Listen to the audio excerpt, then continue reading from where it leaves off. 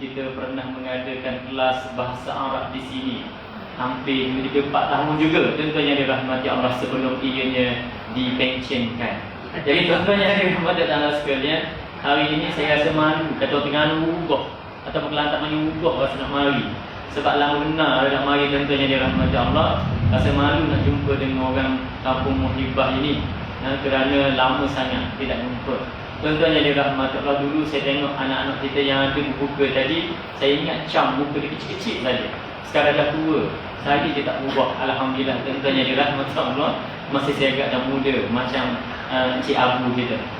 Tuan-tuan yang dirahmati Allah sekalian, dalam tak sedar, walaupun begitu lama masa meninggalkan kita, tuan-tuan yang dirahmati Allah, hari ini kita sudah pun sampai malam 22 daripada Ramadan.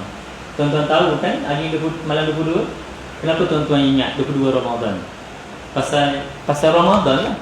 Pasal bulan Ramadan. Tapi kalau 22 Rejab tuan-tuan ingat tak? Mana ingat? Tuan-tuan ingat tak 22 Zulkaidah? Mampu kita ingat. Kita ingat pasal apa? Pasal Ramadan. Sebab sebulan Ramadan kita hafal penuh. Tuan-tuan yang dirahmati Allah, tak ada orang tak ingat bulan Ramadan. Semua ingat daripada 1 sehingga 30. Ini kelebihan Ramadan yang Tuhan bagi kepada kita. Yang pertama. Yang kedua, peliknya Ramadan, tuan-tuan ingat tak hari ni masuk waktu maghrib pukul apa? Ingat? 7 apa? 7.23. Pasal apa tuan-tuan ingat? Pasal apa ingat? Pasal Ramadan lah tuan-tuan yang dirahmati Allah. Kalau belum bukan Ramadan, tak ada orang ingat. Malahan bila pun tak ingat. Di mari masjid surah, mana kalender takwim nak tengok waktu masuknya maghrib. Tapi maghrib semua orang kita boleh ingat dan hafal. Kelebihan Ramadan. Maka hari ini tuan-tuan kita sampai ke penghujung Ramadan. Rasanya baru lagi kita mendengar imam dan ustaz-ustaz kita mendoakan 2 bulan yang lalu.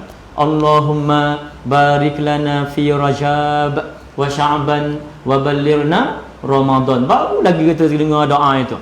Tuan-tuan yang dirahmati Allah, kita semak dalam kitab-kitab, rupanya doa ini bukan doa imam, tapi ini adalah doa Nabi sallallahu alaihi wasallam. Bermaksud, ya Allah berkatilah kami pada bulan Rajab dan bulan Sya'ban, maka sampaikan kami kepada bulan Ramadan. Untuk menunjukkan bahawa Nabi berdoa 2 bulan sebelum. Maksudnya apa? Nabi teruja dan sangat-sangat merindui untuk mengalu-alukan kehadiran Ramadan, maknanya 2 bulan lebih awal lagi. Maka kita ambil ayat itu, doa itu, kita amalkan hari ini sebagai salah satu cara untuk kita mengingatkan diri dan juga membuat persiapan untuk menyambutnya. Tiba-tiba hari ini kita dah pun sampai ke penghujungnya, tuan-tuan yang dirahmati Allah. Maka dalam tak sedar, persiapan yang kita buat itu adakah sesuai dengan amalan yang kita buat hari ini sampai ke penghujung Ramadan? Tuan-tuan yang dirahmati Allah, maka sebab itulah di dalam cendekiawan Islam ada menyebut mulianya Rajab adalah kerana Isra' dan Mi'raj. Mulianya Sya'ban adalah kerana nisfu Sya'ban, tuan-tuan. Maka mulianya Ramadan di dalamnya ada nuzul Quran dan Lailatul Qadar. Tuan-tuan yang dirahmati Allah sekalian, kesemua kelebihan-kelebihan ini diadunkan. Maka Nabi SAW sangat mengalu-alukan kerana di dalamnya penuh kerahmatan dan kenikmatan kepada orang-orang yang mukmin itu. Tuan-tuan yang dirahmati Allah, hari ini kita berada di penghujung Ramadan, itulah maka kita boleh semak balik. Kenapa kita terlalu mengiyakan kehadiran Ramadan? Tujuannya tidak lain dan tidak bukan kerana kita untuk mendapatkan rahmat dan kelebihan yang ada di dalamnya. Tuan-tuan yang dirahmati Allah, persoalannya sekarang ialah kenapa Nabi SAW mendoakan lebih awal daripada belumnya Ramadan, 2 bulan sebelumnya, menunjukkan bahawa untuk masuk ke bulan Ramadan itu dia ada persiapan. Maka persiapan itulah yang akan menjamin kita untuk istiqamah berada di dalam bulan Ramadan, di dalam membuat ibadat. Kalau tidak ada persiapan, kita tidak akan mampu kekal lama di dalam beribadat di dalam bulan Ramadan itu sendiri.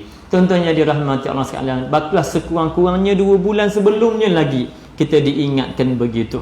Maka kalaulah kita ambil ayat falsafah pendidikan cendekiawan Islam itu menyebut melalui kalender hijrah, maka dia kata bulan Rejab lagi adalah bulan untuk kita menanam benih.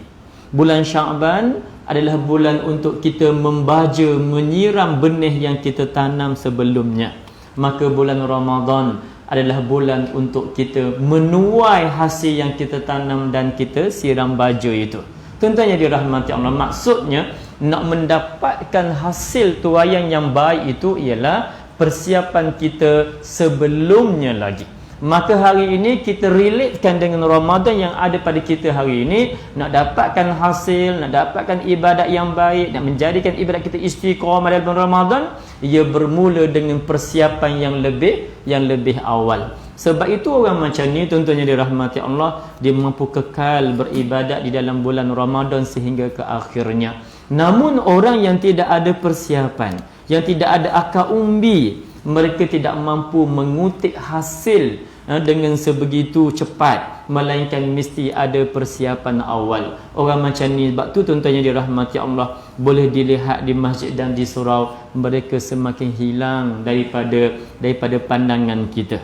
Mereka ini sebenarnya datang ke bulan kita ini Ramadan pada awalnya sahaja adalah kerana untuk melihat suasana kemeriahan Ramadan. Di hujung-hujungnya mereka tidak kekal lama. Kerana apa? Kerana mereka tidak ada pasak, tidak ada persediaan awal. Sebab tu tentunya dirahmati Allah, orang yang mampu duduk di bulan Ramadan sehingga akhirnya ialah orang yang hanya ada persiapan awal berbanding dengan orang yang tidak ada, makanya tidak adalah ia di hujung-hujung Ramadan ini. Tentunya dirahmati Allah. Buktinya yang dapat kita lihat hari ini ialah di masjid kita, di surau kita, malahan sekitar masyarakat kita hari ini di akhir-akhir Ramadan mereka tidak mampu lagi untuk berada di masjid surau berbanding sebelumnya. Tuan-tuan, ke mana mereka sebenarnya? Mereka tak ke mana-mana, tentunya dirahmati Allah. Mereka ada je. Siapa mereka?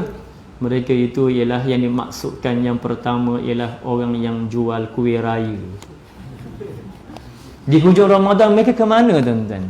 Mereka tak ke mana pun. Mereka duduk di dapur sahaja. Mereka sibuk dengan tepung-tepung custard birdnya dan juga oven tepung penaiknya. Tuan-tuan yang dirahmati Allah, dia lupa untuk berada di masjid surau di hujung Ramadan itu. Tu dia yang pertama. Siapa lagi mereka? Ke mana mereka? Mereka tak ke mana pun. Siapa dia? Yang kedua ialah orang yang jahit baju raya, tukang jahit. Ke mana mereka, tuan-tuan? Mereka tak ke mana-mana pun. Mereka ada je di rumah tu. Mereka buat apa, tuan-tuan? Mereka sibuk dengan mesin-mesin jahitnya, benang-benangnya, kain-kainnya. Itu sahaja. Tuan-tuan yang dirahmati Allah. Yang kedua. Yang ketiga siapa? Ada lagi, tuan-tuan yang dirahmati Allah, orang yang jual lemang. Tuan-tuan, ke mana mereka? Tak ke mana pun, ada je rumah tu. Apa dia buat? Mereka sibuk dengan puluk-puluk dan buluh-buluh lemangnya. Maka dia tinggalkan masjid dan surau kita semata-mata kerana itu. Maka mereka ini yang digambarkan sebagai orang yang sangat rugi. Tentunya dirahmati Allah. Kita bimbang kalau kita menjadi sebahagian daripada Nabi menyebut doanya amin, amin, amin sebanyak 3 kali, yang pernah dibaca oleh imam-imam penceramah dan pentazkirah kita. Suatu hari Nabi menaiki mimbar. Yang pertama, Nabi menyebut dengan kalimah amin. Langkah yang kedua, tangga mimbar yang kedua, Nabi juga menyebut amin. Pada langkah yang ketiga, pada kaki mimbar yang ketiga, Nabi menyebut amin juga. Selepas berkhutbah, sahabat bertanya, ya Rasulullah, tadi aku mendengar kamu sebut amin, amin, amin. Apa maksudnya? Nabi SAW menceritakan, ketika mana aku menaiki tangga mimbar yang pertama, aku dengar malaikat berdoa. Dia kata apa? Celaka umat kamu Muhammad, yang apabila didengar perkataan sebut selawat ke atas kamu dengan sallallahu alaihi wasallam, dia tidak menyahut kembali dengan sallallahu alaihi wasallam. Yang pertama, Nabi mengiyakan dan Nabi mengatakan celaka juga. Amin yang disebut. Yang kedua, amin yang kedua ialah Nabi kata, aku mendengar malaikat berdoa juga. Dia kata, celaka umat kamu Muhammad yang mana ada mak pak, orang yang ada mak ayah, yang ada ibu dan ayah yang masih ada, tuan-tuan, dia tidak berkhidmat kepada kedua orang tuanya. Nabi menyebut amin, tuan-tuan. Yang ketiga ni yang kita nak sebut ialah apabila malaikat berkata amin, Nabi menyebut, di mana Nabi mendengar malaikat kata celaka umat kamu Muhammad, yang mana yang apabila mereka masuk ke dalam bulan Ramadan dan keluar dia tidak mendapat pengampunan. Sedangkan bulan Ramadan itu ialah bulan yang penuh dengan rahmat dan pengampunan Allah Ta'ala. Tiba-tiba dia keluar tak dapat apa-apa. Jadi tentunya dia rahmati Allah. Ini yang kita bimbang. Kita keluar daripada bulan Ramadan, Tuhan bagi peluang kepada kita. Tiba-tiba peluang itu kita habiskan begitu sahaja.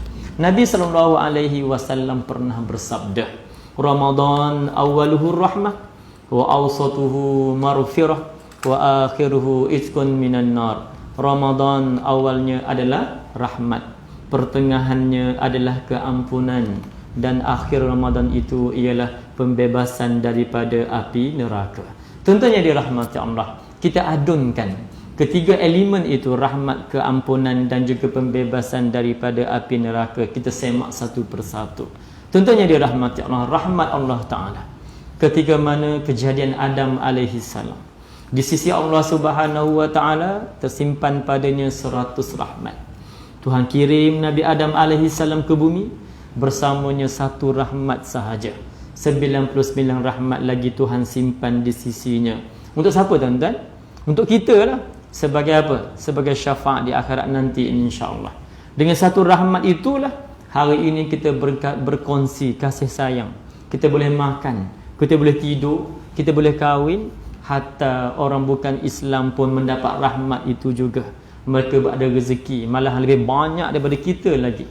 Mereka lebih kaya dan sebagainya. Juga adalah dengan rahmat Allah Subhanahu wa Ta'ala. Ayam-ayam itik, lembu, kambing yang kita bela, mereka juga mendapat rezeki hasil dengan rahmat Allah Ta'ala juga.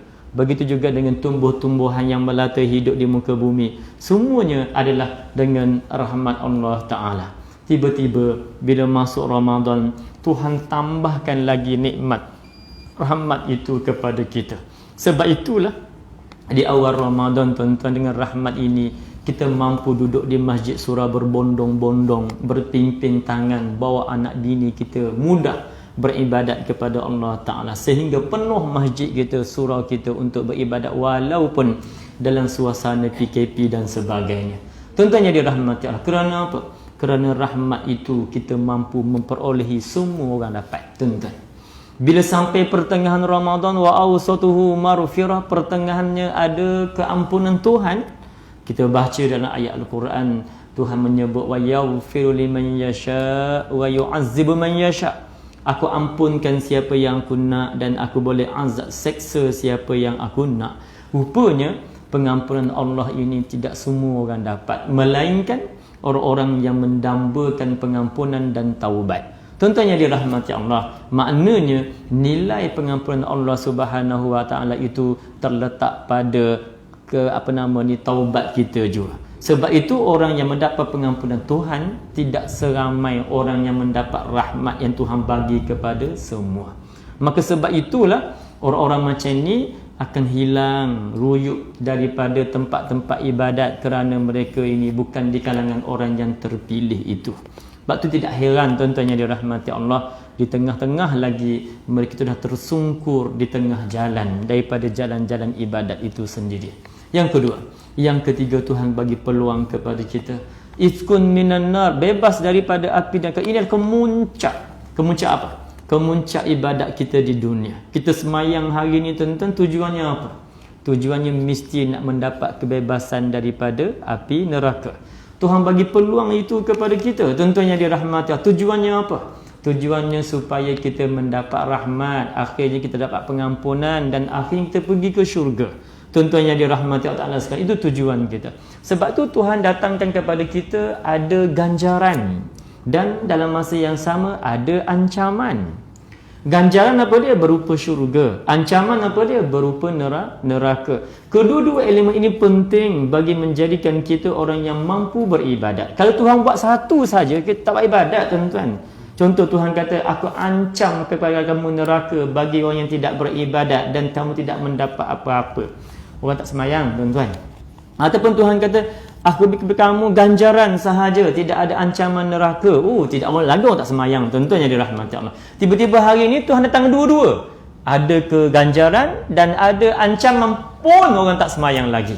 Tentunya dirahmati Allah sekalian. Sebab itu kita ni manusia ni diancam ada, diberi ganjaran ada. Sinonim dengan kalau kita nak buat ibadat, ingat fadilat. Kalau kita nak buat maksiat, ingat akibat. Apa tujuan? Tujuan kerana supaya mendorong kita, memotivasi kita di dalam ibadat itu. Akhirnya Tuhan bagi peluang kepada kita dengan datangnya Ramadan ini. Diberikan kebebasan kepada kita untuk diperolehi daripada neraka. Tentunya yang dirahmati Allah tu berupanya kita tidak ambil peluang itu. Hanya orang-orang yang terpilih sahaja mampu mendapatkannya. Sebab itu tentunya dirahmati Allah, untuk pergi ke syurga, lari pada neraka itu mesti mendapat pengampunan dan juga rahmat Allah Ta'ala. Maka orang macam ni tak ramai. Benar kata Nabi SAW, umat aku terbahagi kepada 73 golongan. Hanya satu sahaja yang akan berlari laju seperti halilintar menuju ke pintu syurga. Yang selebihnya pergi ke neraka belaka. Tentunya dirahmati Allah sekalian. Sebab itulah Ramadan itu mempunyai satu banyak rahsia yang kalau kita kaji, kita tidak mampu untuk membicarakannya dalam masa yang 15 minit cuma. Tentunya dirahmati Allah Ta'ala sekalian. Kita semak apa yang disebut oleh falsafah lagi. Ramadan ini tentunya dirahmati Allah, satu ibadat yang sangat kompleks, yang penuh dengan misteri dan rahsia. Kita tidak tahu dan tidak boleh menilai puasa kita dan puasa sahabat kita. Kita dengan Allah Ta'ala sahaja mampu mengetahui sejauh mana keikhlasan kita dan ketekunan kita di dalam beribadat berpuasa itu. Tentunya dirahmati Allah. Kerana puasa ini ibadat yang tidak boleh dilihat dengan mata kasar. Tuan-tuan tak nampak puasa saya pun tak nampak puasa tuan-tuan. Maka sebab itu Tuhan menyebut di dalam hadis kursi yang Nabi bacakan tuan-tuan, yang Nabi sebut as-siyamu li wa ana ajzi bih. Puasa itu untuk aku, kata Allah Ta'ala. Akulah yang akan mengganjarinya. Makanya Allah tahu sejauh mana puasa kita darjatnya. Kita tak mampu menilai sebab puasa ni barang yang tidak boleh dilihat dengan mata amalannya. Berbanding dengan amalan yang lain seperti solat umpamanya. Tentunya dirahmati Allah. Solat kita nampak orang rukuk, orang sujud, iktidal dan sebagainya. Dia ada perlakuan dia. Dan dia ada institusi khas untuk solat. Apa dia? Ada masjid, ada surau dan sebagainya. Sebab amalan solat itu boleh dilihat dengan mata. Kita boleh nilai orang ni dapat kelebihan macam ni dan sebagainya. Pasal boleh nampak dengan mata umpamanya. Yang pertama. Yang kedua, tuan-tuan, zakat. Hari ini orang bayar zakat fitrah. Nampak tak tuan-tuan? Nampak. Orang bagi duit, ambil duit. Sebab itu zakat benda barang nampak ini dia ada institusi dia. Apa institusi dia? Iaitulah Lembaga Zakat Negeri Perak, Lembaga Zakat Selangor, Lembaga Zakat Persekutuan. Pasal apa dia lembaga-lembaga ni? Pasal kerana dia barang yang boleh dilihat dengan mata kita. Tu. Yang kedua. Yang ketiga ialah haji umpama. Haji pun nampak tak tuan-tuan? Nampaklah. Pergi ke Mekah, naik kapal terbang tuan-tuan, balik semula, kemudian buat umrah di sana. Barang yang nampak depan mata. Bila nampak amalan ini, dia juga ada institusi khas. Kalau di Malaysia dia ada apa? Dia ada lembaga tabung haji. Tuan-tuan yang dirahmati Allah. Kalau di negara Arab yang menguruskannya dipanggil muassasah dan sebagainya. Sebab apa? Sebab benda ni boleh dilihat dengan mata. Tetapi mari Ramadan, mari puasa tuan-tuan, dia tidak nampak nilai itu. Sebab tu tuan-tuan, dia tidak ada institusi khas puasa. Mana kita pernah dengar lembaga puasa negeri Perak ada? Agak-agaknya tak apa dalam lembaga tu tuan-tuan yang dirahmati Allah. Maka tak ada lembaga puasa negeri Selangor ada tuan-tuan? Tak ada. Pasal apa tak ada? Pasal amalan ini sendiri pun tidak mampu dilihat dengan mata. Mana tahu anak-anak kita puasa lembek tidur di rumah, rupanya tak puasa dia. Pasal apa tuan-tuan? Pasal barang ni tidak boleh dilihat dengan mata. Sebab itu tuan-tuan tahu sejauh mana puasa kita itu. Tuan-tuan yang dirahmati Allah, hanya Allah yang mampu menilainya. Makanya daripada puasa itu dapatan ataupun hasilnya ialah darjat takwa. Sebab tu takwa pun barang yang tidak boleh dilihat dengan mata. tetapi ia anugerah Allah Ta'ala yang boleh dinilai, diuji dan diperolehi hanya dengan Allah sahaja mampu menilainya.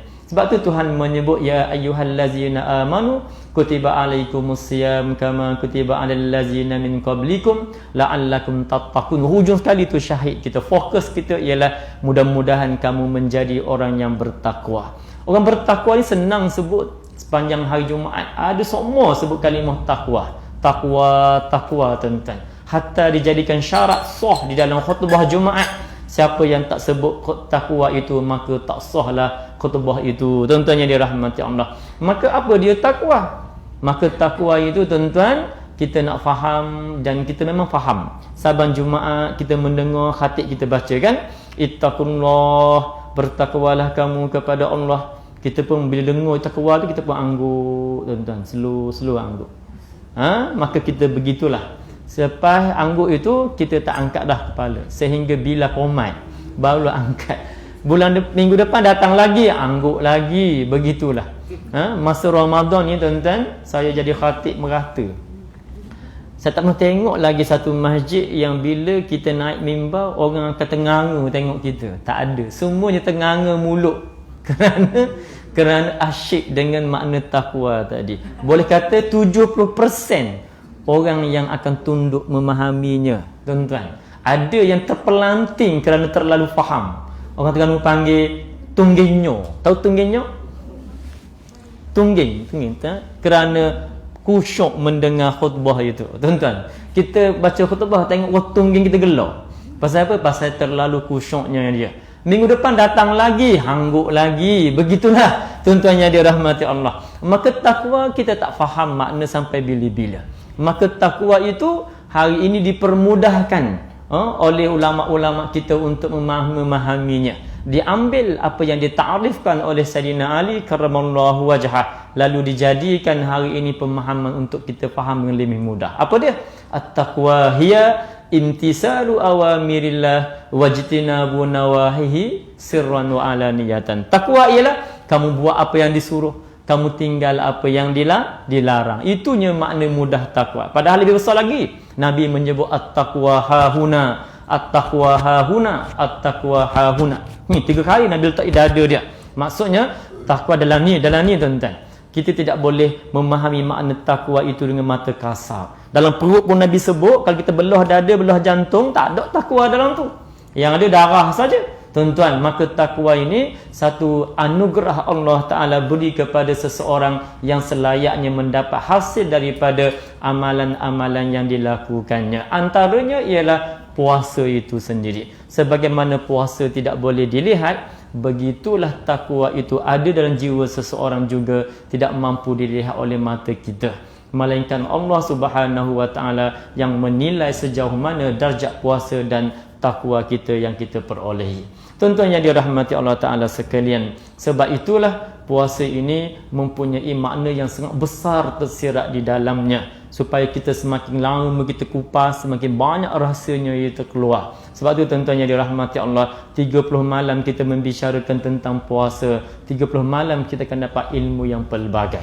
Kalaulah tidak kerana ada tazkirah, ada kuliah di bulan Ramadan, sudah tentu kita tidak mampu mengenali Ramadan. Alangkah untungnya orang-orang yang boleh buat kuliah, buat tazkirah di bulan Ramadan bertujuan untuk menceritakan keadaannya. Kalaulah tidak ada begitu, bila agak-agaknya kita nak mendengar berkaitan dengan Ramadan dan sebagainya. Tuan-tuan beruntung ada di tempat yang boleh buat ceramah, sempat buat walaupun masa singkat sebelum maghrib. Untunglah boleh sedikit mendengar sebanyak ilmu-ilmu berkaitan dan kelebihan yang ada pada bulan Ramadan untuk kita amal bersama. Namun kami di tempat yang kami tidak pernah buat ni tuan-tuan, kita tidak pernah lama, dah 2 tahun dah tak dengar tentang Ramadan. Maka kita semayang pun 20 rakaat pun kejar masa. Tuan-tuan yang dirahmati Allah. Ni nak balik dah ni. Tuan-tuan lepas isyak nak balik dah. Kerana bertugas 10 rakaat yang terakhir. Jadi yang isyak saja balik lah. Tuan-tuan yang dirahmati Allah sekalian. Mudah-mudahan kita di antara orang-orang yang berjaya di dunia dan juga di hari akhirat. Isyak belum? Belum lagi? Baik, tuan-tuan yang dirahmati Allah, sebagai akhirnya, marilah sama-sama kita jadikan Ramadan kita dan puasa kita ni ada aksesori dia. Kalau dalam rumah kita ada aksesori, Bayangkan ada dinding, ada atap, ada tiang, ada lantai. Itu asas dia. Maka yang aksesori rumah dia ada langsir, ada kerusi sofa, ada aircon, ada kipas, ada bunga-bunga dan sebagainya. Maka cantik rumah kita. Begitu juga dengan Ramadan. Kalau kita puasa saja, itu asas dia. Maka aksesori dia mana? Aksesori dia ialah amalan-amalan yang kita buat di dalamnya. Apa dia? Yang pertama tarawih. Ni akhir-akhir Ramadan ni dia ada solat malam qiyamul lail yang dianjurkan saban malam. Tentunya dirahmati Allah. Kemudian adanya majlis tadarus, kemudian adanya zakat, sedekah dan sebagainya. Tentunya dirahmati Allah. Inilah aksesori kepada ibadat-ibadat kita di dalam bulan Ramadan itu sendiri. Di samping kelebihan yang Tuhan bagi dalam ibadat itu, maka aksesori ini menjamin puasa kita itu lebih cantik dan bernilai kemas untuk kita serah kepada Allah Subhanahu Wa Taala. Mudah-mudahan ia diterima. Sebab itu tuan-tuan yang dirahmati Allah, ramai hari ini orang suka berpuasa. Ramai. Malahan orang yang bukan Islam pun suka berpuasa. Di sekolah saya ada cikgu bukan Islam, tapi dia puasa tuan-tuan. Dia puasa. Maka saya ajak dia, jom masuk Islam, dah senang kepada puasa dah. Tunggu dulu ustaz, sebab ayah dia Kristian, mak dia Hindu. Dia tak ada agama. Jadi kata masuk Islam. Lepas tu orang bisa sebut masuk Islam, orang mula lilik sayang dia pula. Jadi tuan-tuan yang dirahmati Allah Taala sekalian. Jadi kalau ia pun bersalahnya kan. Jadi tuan-tuan yang dirahmati sekalian, makanya orang bukan Islam pun suka berpuasa. Sebab dia tahu kelebihan berpuasa itu. Tuan-tuan tampak ayam, itik, lembu, kambing, bila dia sakit dia tak makan. Dia tak makan tu puasa lah maksudnya. Maksudnya tuan-tuan, bila tak makan dia cepat sihat. Sebab tu kata puasa sumu tasihu. Berpuasalah kamu, nescaya kamu akan jadi sihat. Jadi tuan-tuan yang dirahmati Allah, itu pun sebahagian daripada kelebihan berpuasa juga. Namun yang kita hairan ialah bagaimana orang yang suka berpuasa dalam masa yang sama tidak suka beribadat yang lain. Tidak ada aksesori mereka. Mereka hanya berlapar dahaga daripada terbit matahari sehingga terbenamnya matahari semata-mata menahan lapar. Dalam masa yang sama tidak pernah diisi dengan amalan-amalan yang lain. Sangat rugilah mereka. Orang macam ni yang hanya bina rumah, ada tiang, ada atap, tetapi tidak ada perhiasan dalaman. Akhirnya rumah itu tak cantik dipandang pun dan tidak tenang pun duduk di dalamnya. Mudah-mudahan tuan-tuan yang dirahmati Allah, perumpamaan macam ni mampu mendorong kita menjadikan ibadat puasa kita ini yang lebih bernilai untuk diri kita sendiri, dan akhirnya yang untungnya juga adalah kita sendiri di akhirat nanti. Mudah-mudahan kita di kalangan itu. Aku qauli hadza wa astaghfirullahal azim li wa lakum. Wassalamualaikum warahmatullahi taala wabarakatuh. A'udzubillahi minasyaitonir rajim. Bismillahirrahmanirrahim. Alhamdulillahi rabbil alamin, hamdan yuwafi ni'amahu wa yukafi'u mazidah. Ya Rabbana lakal hamdu kama yanbaghi li jalali wajhika wa 'azimi sultanik. Allahumma ij'alna jama'ana hadza jam'an marhuma wa tafarruqana min ba'dihi tafarruqan ma'suma. Allahumma ij'alna jama'ana hadza jam'an marhuma wa tafarruqana min ba'dihi tafarruqan ma'suma. Rabbana zalamna anfusana wa illam taghfir lana wa tarhamna lanakunanna minal khasirin. Rabbana atina fid dunya hasanah wa fil akhirati hasanatan wa qina 'adzaban nar. Wa sallallahu ala sayyidina Muhammadin wa ala alihi wa sahbihi wa baraka wa sallam. Subhana rabbika rabbil 'izzati 'amma yasifun wa salamun alal mursalin walhamdulillahi rabbil alamin. Wassalamualaikum warahmatullahi wabarakatuh.